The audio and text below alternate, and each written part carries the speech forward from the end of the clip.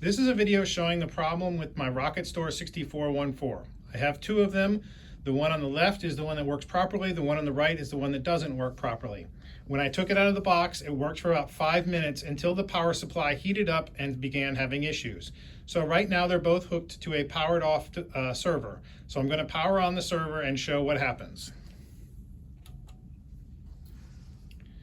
So if you watch the right-hand RocketStor device, you'll see the lights start up as it's accessing the drives, and then the entire device powers off. It'll take just a few seconds here. There it goes. It just powered off completely. So that took a little under 3 minutes. So what I'll do now is shut down the device, swap all the cables to show that it is not the cables that is causing the problem.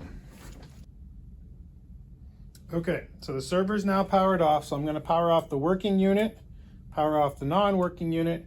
I'm going to swap cables. So I'm disconnecting the SAS cables, and I'm going to swap them. And then I'm going to do the same thing with the power cords. I'm disconnecting them and swapping them to prove that it is not a power cord or a SCSI cord problem. So I'm going to power back on both the units. And now we'll power back on the server and see how long it takes the drives to shut off again. There, the array has shut off again. So I'm going to shut down the server one more time and swap the drives to prove it's not the drives. Okay, the server is off again. I will power off both units. So now I'm going to remove the 4 drives from the working array.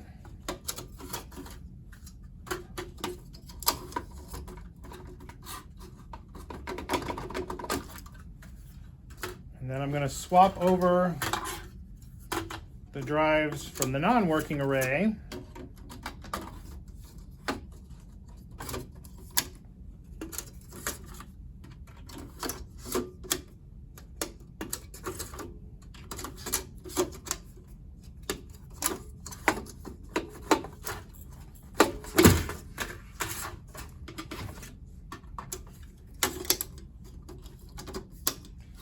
Put the drives from the other array back in.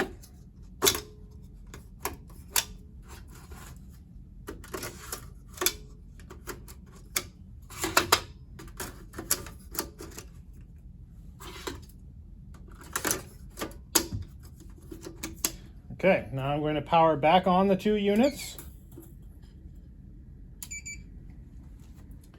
And then I will power back on the server, and we'll see how long it takes.